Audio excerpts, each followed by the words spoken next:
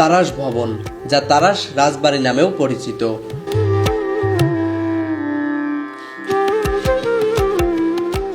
বাংলাদেশের পাবনা জেলার অন্যতম প্রাচীন ও ঐতিহাসিক স্থাপনা। ধারণা করা হয় এটি 18 শতকের কোনো এক সময়ে তারাশ অঞ্চলের জমিদাররা নির্মাণ করেছিলেন।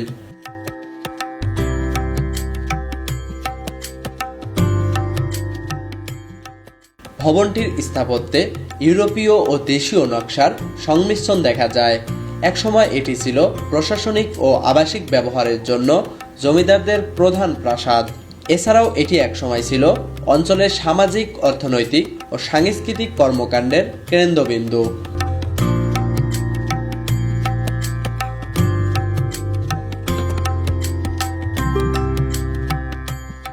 জমিদাররা এখান থেকেই কৃষকদের সঙ্গে যোগাযোগ রাখতেন এবং বিভিন্ন সামাজিক অনুষ্ঠানের আয়োজন করতেন।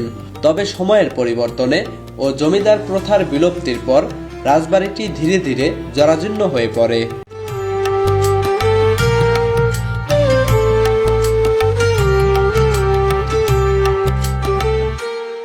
বর্তমানে তারাশ ভবন ইতিহাস ও ঐতিহ্যের এক গুরুত্বপূর্ণ নিদর্শন হিসেবে পরিচিত।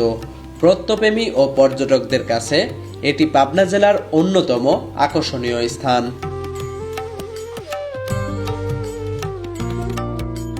তহিদ মোল্লা, পাবনা বার্তা।